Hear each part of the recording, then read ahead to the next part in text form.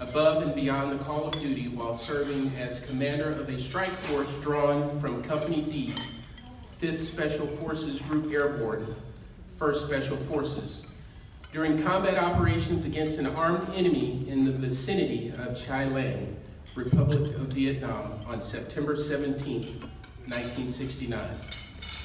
On that afternoon, Staff Sergeant Morris's affiliated companies encountered an extensive enemy minefield and were subsequently engaged by hostile forces. Staff Sergeant Morris learned by radio that a fellow team commander had been killed near an enemy bunker, and he immediately reorganized his men into an effective assault posture before advancing forward and splitting off with 2 men to recover the team commander's bike. Observing this maneuver, the hostile force concentrated its fire on Staff Sergeant Morris's 3-man element and successfully wounded both men accompanying him. After assisting the 2 wounded men back to his forces line, Staff Sergeant Morris charged forward into withering enemy fire with only his men's suppressive fire as cover. While enemy machine gun encampments continuously directed strafing fusillades against him, Staff Sergeant Morris destroyed the positions with hand grenades and continued his assault, ultimately eliminating 4 bunkers. Upon reaching the bunker nearest the fallen team commander, Staff Sergeant Morris repulsed the enemy, retrieved his comrade, and began his arduous trek back to friendly lines. He was wounded 3 times as he struggled forward, but ultimately succeeded in returning his fallen comrade to a friendly position. Staff Sergeant Morris's extraordinary heroism and selflessness above and beyond the call of duty are in keeping with the highest traditions of military service and reflect great credit upon himself, his unit, and the United States Army. While all these actions occurred while Mr. Morris was a staff sergeant, he retired from the Army as a sergeant first class. Ladies and gentlemen, I present to you Medal of Honor recipient, Mr. Melvin Morris.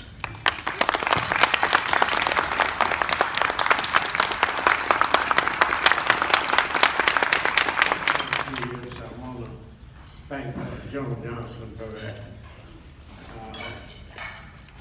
And I want to really thank what the Tuskegee Airmen mean to us. I want to thank you for what you've done for us. So I'm so proud to be here. Receiving the Medal of Honor is a glorious job, prestigious job, prestigious honor, really, but it's hard work. But guess what? I enjoy it. I really do. A lot of people don't realize that there are not many African Americans with the Medal of Honor. There's only 4 to activate out of 74. So, whatever I do, I have to do it with dignity, honor, and respect. Because I want people to look up at me, not look down at me. Yes. So I really try to get out and work hard. I was a Green Beret in Vietnam. Before I go any further, I'd like to say one thing. I'm from Oklahoma, a place called Oklahoma. And I thought I'd never run into another person from Oklahoma when she's sitting in front of me. 44 years ago. But you're going to be awarded the Medal of Honor. And I need you to do me a favor. You need to keep this confidential.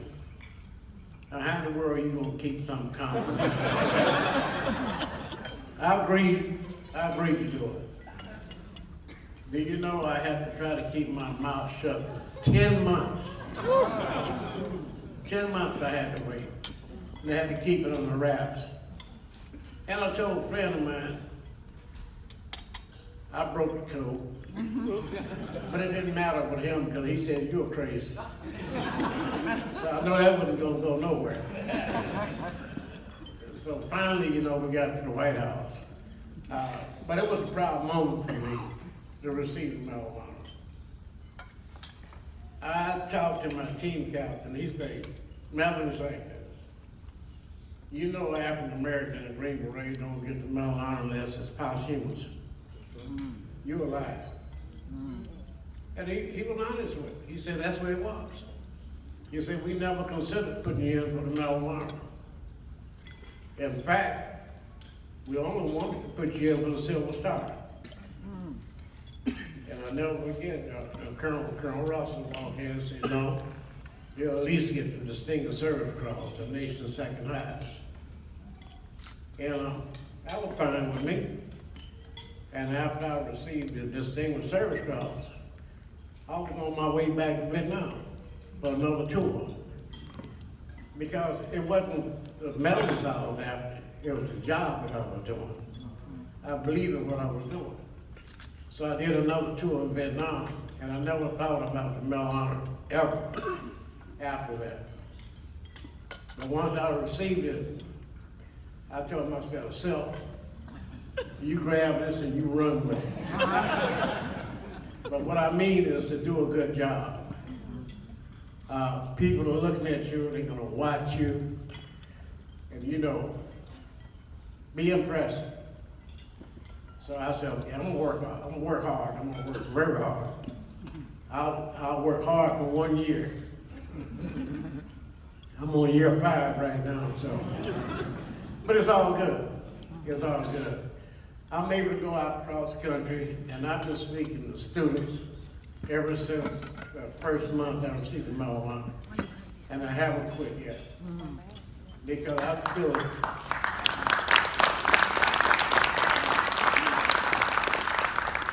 I feel it here because they didn't take it. Most of our school teachers, when I went to school, were veterans. But World War II, I from Korea. I think almost every veteran that wasn't female, maybe some of the female veterans also, I don't know. But I know if you were a teacher, you probably was a veteran. Today, they don't want you in schoolhouse. But that's where it was. So, you know, what I'm trying to say is that people do not know enough about military history. When I'm out to the schools, if we didn't do this in schools, they wouldn't know anything. There's a big resistance to teaching military history. We need to know our history. And for God's sake, don't let the Tuskegee Airmen history disappear. Do not let that happen. You know, I know it's difficult. Every time we get ready to do something, we can't do it. Tuskegee Airmen proved that it can be done. Yes.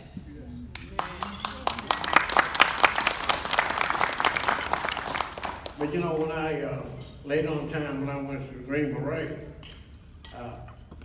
that was taught that they would not make a good operator, a good special ops guy. But we proved them wrong. And I was just inducted to Special Ops Hall of Fame, I think 6 months ago. His schedule is amazing. I mean, he says you've got 6 events or 7 events in the month of November. You know, just busy, busy, busy. But I want to thank him for being at this event today with us and sharing his words with us. It's an honor. I have for you, my friend, a 75th anniversary Tuskegee Airmen memorial coin, and also my personal coin. And I put this together 20 years ago, and it has 3 words on the front that talk about everything he was talking about up there: diversity, inclusion, opportunity. That's what the airmen were looking for. That's what Mr. Morris was looking for. That's what we need to make sure that future generations don't have to look for. They're available to them. Thank you, sir.